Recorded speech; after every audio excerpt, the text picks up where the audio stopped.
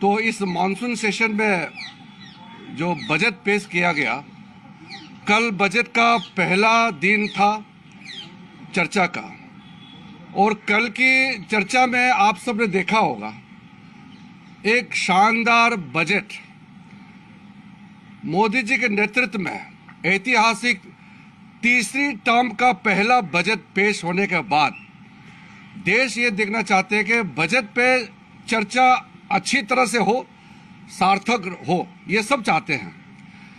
कल opposition party के कुछ मेंबर, खास करके कुछ दल के नेताओं ने जिस तरीके से बजट के समय में टिप्पणी की और जैसे भाषण दिया, मैं उसको सबसे पहले तो खंडन करना चाहता हूं कि बजट सेशन का गरिमा को नीचे गिरा करके इन्होंने सदन का अपमान भी किया है। प्रधानमंत्री जी ने पहले ही कह दिया कि दल के लिए जो कुछ करना था चुनाव में किया है, अब देश के लिए सबको मिलकर काम करना है। दल के लिए नहीं, देश के लिए अगले 5 साल देश के लिए सबको करना है, प्रधानमंत्री जी ने अपील किया। कल विपक्ष के लोग ने बजट के बारे में कुछ नहीं कहा, सिर्फ राजनीति की है। 2 चीजें विपक्ष के लोगों ने किया है कल। पहला तो देश का जनादेश, जनता का जनादेश को अपमान किया है और प्रधानमंत्री जी को गाली देने का काम विपक्ष के लोगों ने किया है। ये लोकतंत्र के लिए ठीक नहीं है। कल आप देखेंगे अच्छा से, आप पूरे वीडियो को भी आप फिर से देख लीजिए। एनडीए के जितने लोगों ने कल बजट चर्चा में भाग ली, सब ने बजट के बारे में अच्छी तरह से जिक्र किया और सुझाव दिया और अपना अपना राज्य में जो फायदा है उसको भी गिनती किया। विपक्ष के लोगों ने एक भी बजट में जो अच्छा प्रावधान है इसका बारे में जिक्र नहीं करते हुए सिर्फ गाली देने का काम किया है। लोकतंत्र में, दुनिया का सबसे बड़ा लोकतंत्र भारत का पार्लियामेंट में बजट के समय में बजट पे चर्चा नहीं करके राजनीतिक बात करके प्रधानमंत्री जी को गाली देने का काम करना, ये किसी को शोभा नहीं देते हैं। मैं पार्लियामेंट्री अफेयर्स मिनिस्टर होने के नाते फिर से अपील करता हूं कि बजट सेशन में बजट पे चर्चा होना चाहिए। मैं विस्तार में तो नहीं कहूंगा क्योंकि अभी सदन में चर्चा चल रही है, लेकिन जो बजट में इस बार निर्मला सीतारामन जी के द्वारा पेश किया गया है, मोदी जी का तीसरी टर्म में भारत का दुनिया का सबसे तीसरे बड़े अर्थशक्ति बनाने का, 3rd largest economy of the world बनाने का पूरा प्रावधान नींव इस बजट में रखा है। इसमें क्यों चर्चा नहीं होते हैं? बजट में 11,11,111 करोड़ कैपिटल इंफ्रास्ट्रक्चर के लिए, capital expenditure, world class infrastructure बनाने के लिए जो बजट आवंटन किया गया उसके बारे में विपक्ष के लोग क्यों चर्चा नहीं करते हैं? किसानों के लिए जो देश ने भूल गए थे, ऐसे छोटे छोटे ट्राइबल्स लोगों के लिए जो प्रावधान रखा है मोदी जी ने, उसके बारे में चर्चा क्यों नहीं करते हैं? दूर दराज नॉर्थ ईस्ट से लेकर के कोस्टल एरिया से जो फिशरमैन, फार्मर, यूथ का जॉब एम्प्लॉयमेंट क्रिएशन के लिए, महिलाओं के लिए, किसानों के लिए जो प्रावधान है, इसको चर्चा क्यों नहीं करते हैं? सिर्फ गाली देने का काम क्यों करते हैं? मुझे ये बहुत जरूरी इसलिए समझा कि अगर सही समय में विपक्ष के लोगों का समझ में नहीं आया तो जनता पनिशमेंट देंगे उसको। जनता ने जनादेश दिया है और सरकार चलाने के लिए मोदी जी को तीसरे टर्म भारत के लोगों ने दिया है। हम अपने आप सत्ता में नहीं आया, मोदी जी को तीसरे टर्म प्रधानमंत्री बनाने के लिए यह जनादेश भारत के जनता का है और भारत के जनता का इस निर्देश को आप इस गलत तरीके से अपमान करके और नैरेटिव बदलने का कोशिश करते हैं, ये बिल्कुल सही नहीं है।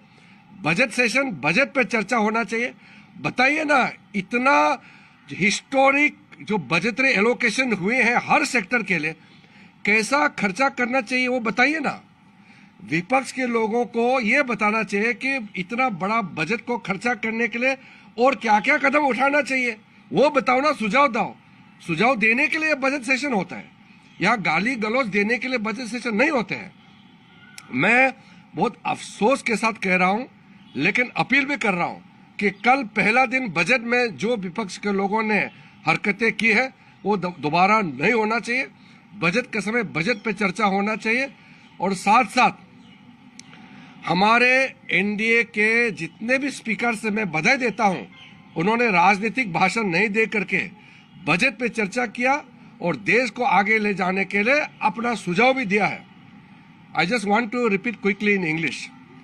Yesterday's first day discussion on the budget in the parliament was very disappointing from the opposition's role. Opposition party has insulted the mandate given by the people of India for a historic third term of Modi ji. It is very unique that democratically a person gets a third term consecutively. When the people of the country have already given their mandate, let us work for the nation. Prime Minister Modi ji has given a clarion call that our politics is over with the election. Now devote our time for the nation. दल नहीं, देश के लिए जीना है, देश के लिए काम करना है। 5 साल के बाद फिर से चुनाव जाएंगे, तब राजनीतिक करो। That is what Prime Minister Modi ji has made an appeal. Yesterday, all the opposition parties had done two things. Number one, to insult the mandate given by the people of the country and to insult Prime Minister's historic third term. The third term is a unique opportunity for anybody in a democratic setup. Let us respect the mandate given by the people of the country and make the budget session a useful session. I would welcome all important suggestions and comments on the budget. Don't resort to abuse and insult.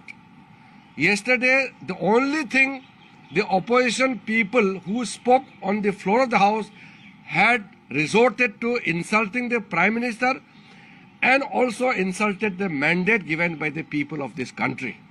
So, with the beginning of second day of the budget discussion, I would urge everybody to speak on budget and don't resort to any kind of unparliamentary conduct and speeches which will demean their own position and the standards of the parliament. People of the country want to see healthy debates and discussions on the floor of the parliament. Let us respect the mandate of the people, and people of the country will not tolerate the mandate given to the Prime Minister Modi's third term. It is the mandate of the people of the country. If anybody tries to insult the people's verdict, people will punish. But that we will do in the election time. This is not election time. This is a budget session.